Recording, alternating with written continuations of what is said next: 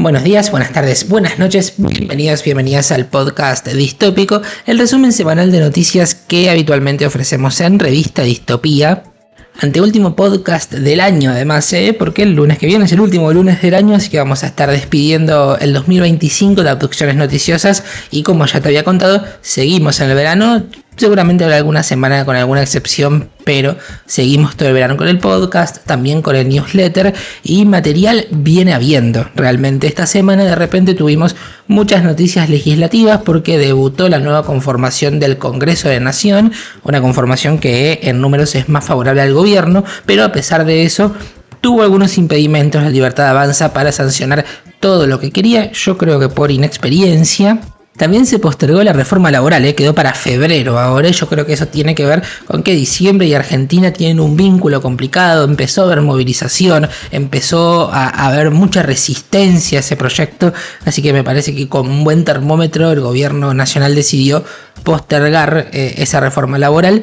Así que como verás tenemos bastante para conversar y si te parece ya mismo empezamos con este resumen de la distopía que realmente no se detiene.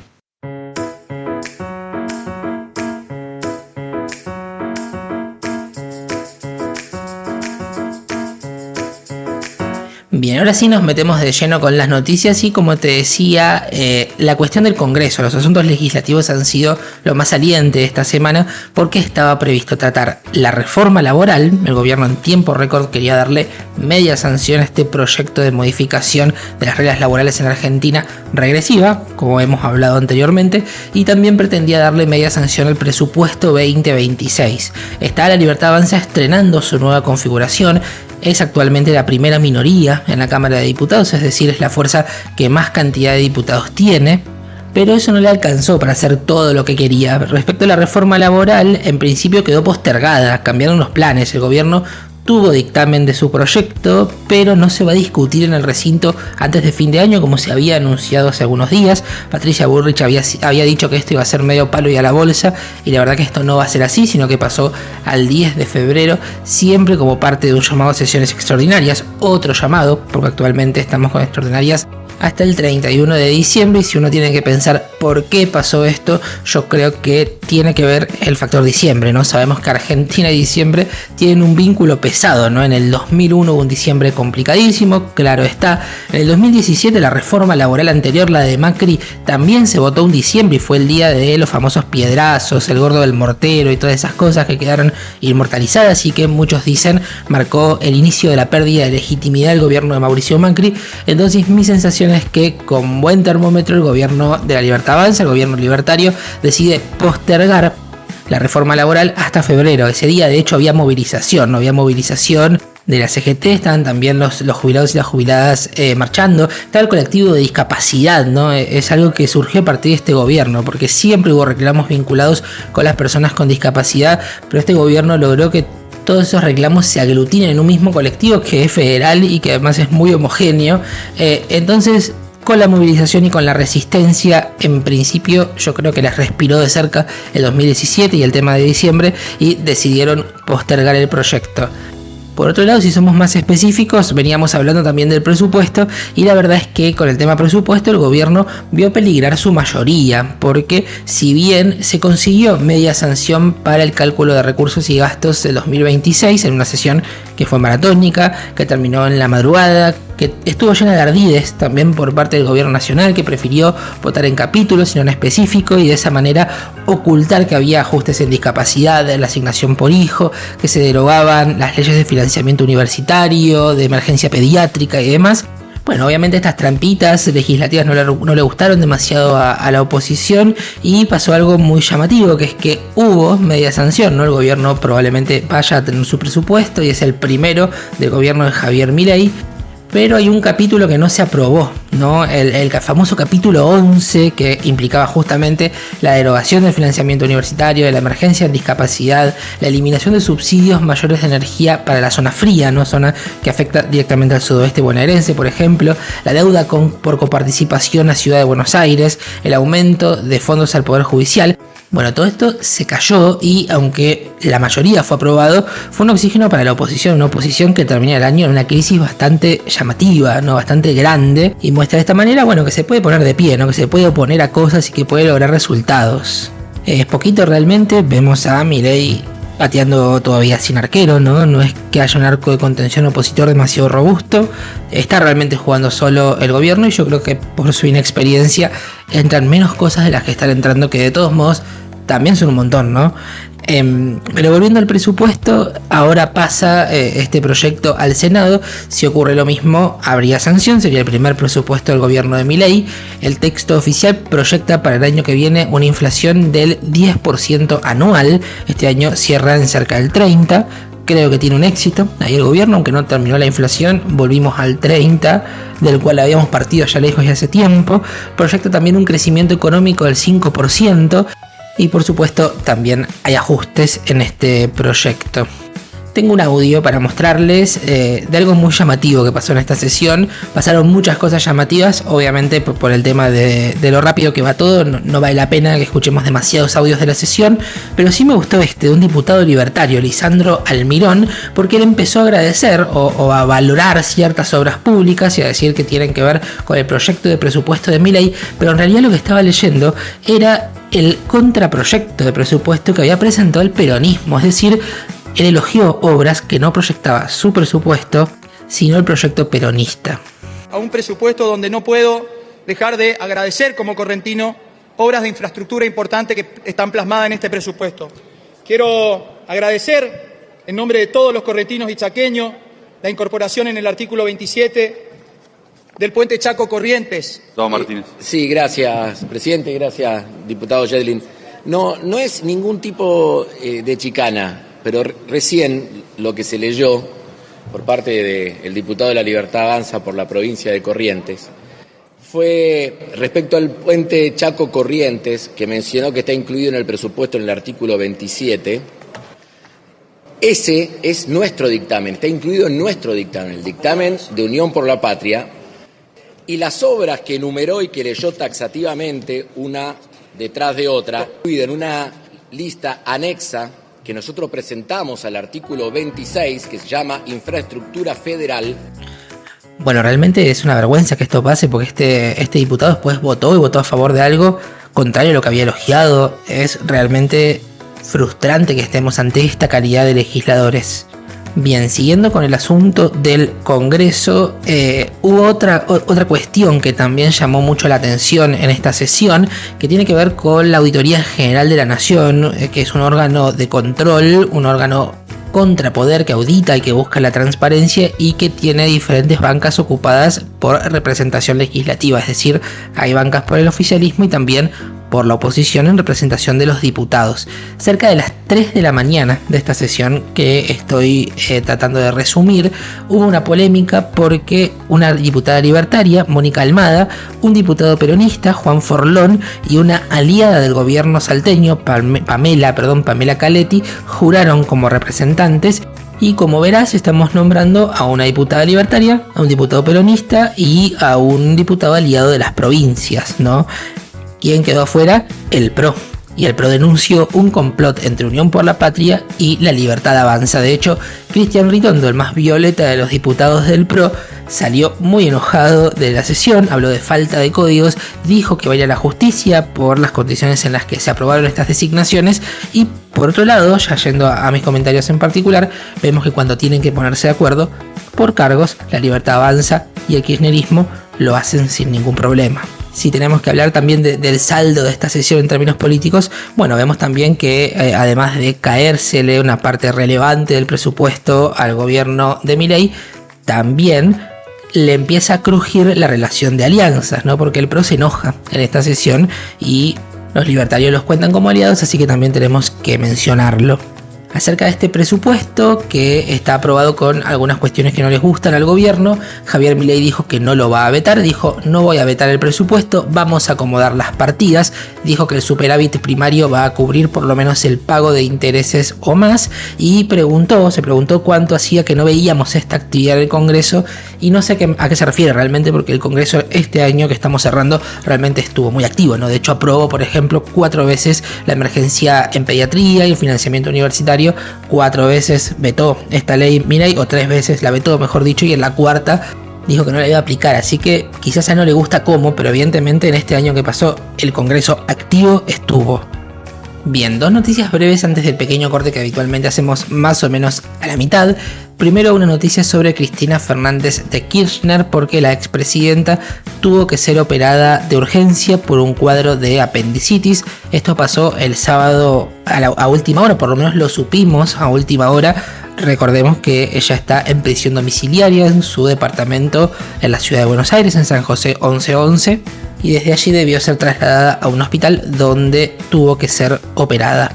Por otro lado, hubo un cambio en el gobierno. Andrés Edgardo Vázquez reemplaza a Juan Paso en un cargo clave en el ARCA, es el nuevo titular del ARCA, lo que antes era la AFIP. Y es interesante porque Vázquez, el nuevo encargado de la tributación en Argentina, ya estaba trabajando ahí, era director general de la DGI, pero arrastra una investigación judicial por propiedades y cuentas en el exterior no declaradas. El titular de la AFIP, del ARCA. El nivel de sátira ya es increíble, ya esto ni siquiera es distópico, es hasta surrealista, te diría. Y para volver a la distopía, después si vamos al corte, una noticia sobre la gripe H3N2. El Instituto Malbrán detectó los primeros 3 casos de esta gripe, la gripe subclado K en nuestro país. 2 fueron en Santa Cruz y 1 en la ciudad de Buenos Aires. Ninguno presentó complicaciones graves. El Ministerio de Salud dice que para prevenir el contagio conviene darse la vacuna antigripal en los grupos de riesgo. La vacunación generalmente se hace en el mes de marzo más o menos, cuando estamos ingresando en el otoño, con el otoño en curso.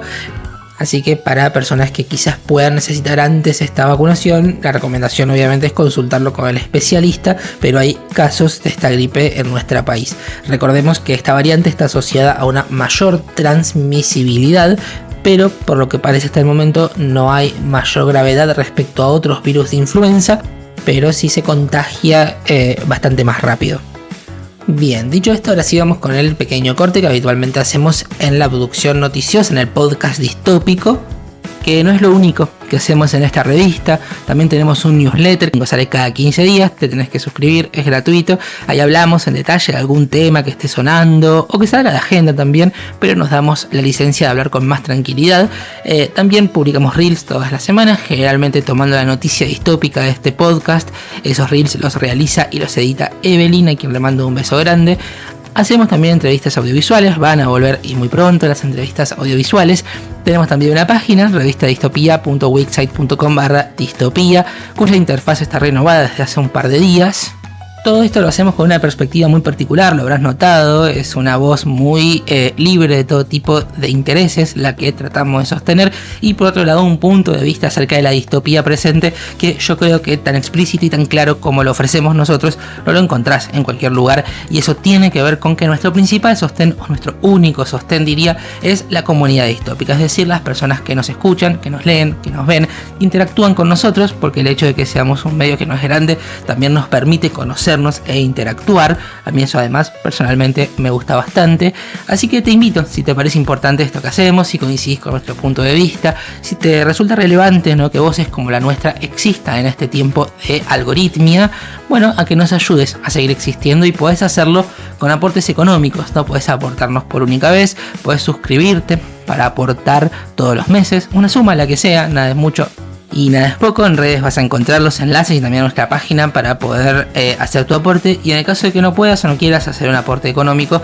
también puedes ayudarnos con lo que son las alabanzas al dios algoritmo, ¿no? Esto que tiene que ver con me gusta, compartir, comentar, recomendar este contenido y hacer que circule de alguna manera. Así que en este momento, mientras nos escuchás, puedes darle me gusta al video, puedes dejarnos un comentario abajo, puedes suscribirte a nuestro canal, y eso también nos va a estar ayudando.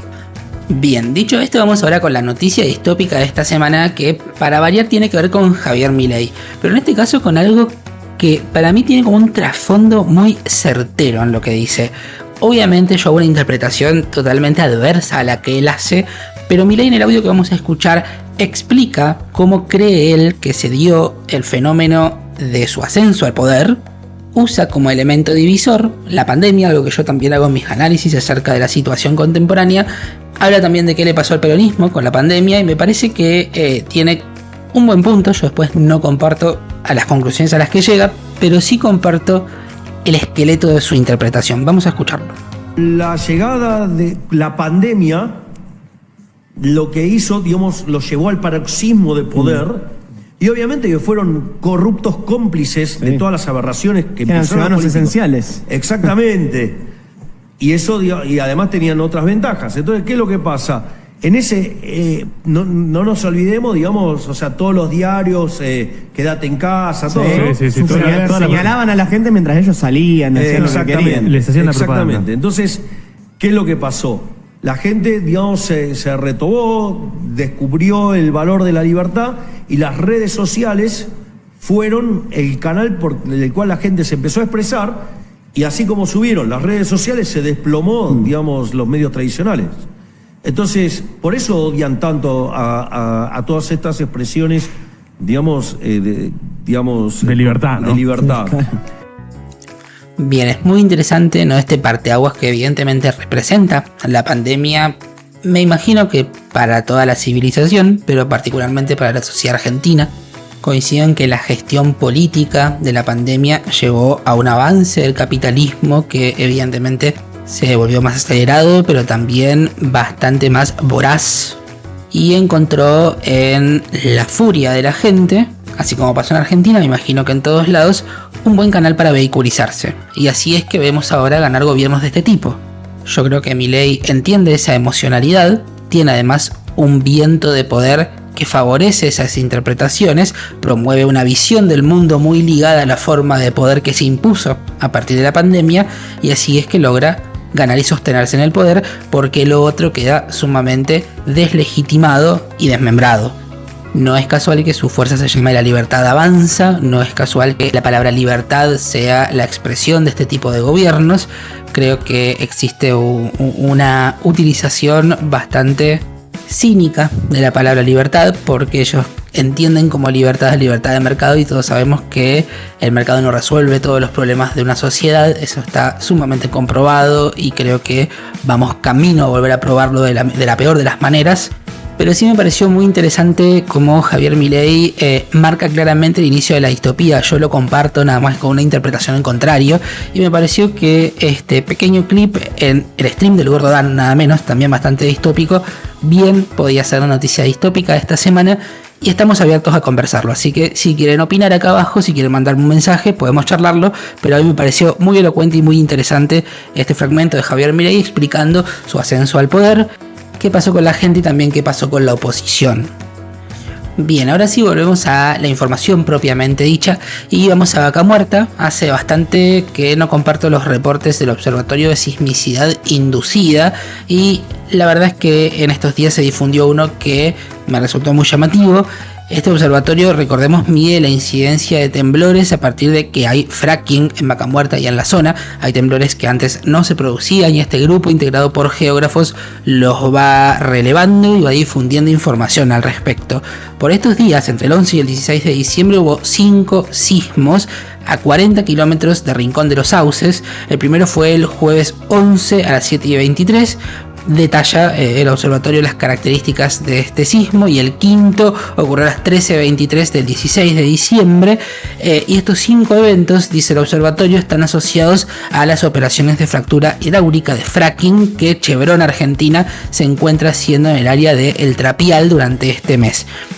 Lo interesante de esta noticia es que con estos sismos el número de temblores asociados al fracking en Neuquén durante el 2025 asciende a 97. Adjuntan un cuadro en el cual vemos año a año cuántos sismos inducidos hubo, y la verdad es que el avance es muy notorio. En el 2018, por ejemplo, hubo 2. Llegamos a un pico antes de este año, en el 2023, cuando hubo 67. Y este año, solamente hasta el 16 de diciembre, 97. Es decir, Vaca Muerta se encamina a transformar este año en el año de los 100 sismos. Así lo dice el Observatorio de Sismicidad Inducida, y me pareció importante que lo digamos. En este mismo sentido, vamos un poco más abajo, vamos a Tierra del Fuego. Ahí se aprobó una ley que claramente es preocupante, la ley de acuicultura sostenible, que flexibiliza la prohibición de la salmonicultura en la región. Es un cambio de enfoque relevante para la explotación de la actividad, porque grupos ambientalistas se oponen, yo estoy de acuerdo, a la actividad de salmonicultura, y desde 2021 había entonces una restricción total de salmoneras y ahora se reformó la ley provincial. Y aunque hay movilización popular y hay también pedidos a la justicia, lo concreto es que en este momento las salmoneras tienen más posibilidades de existir en Tierra del Fuego que hace un par de días.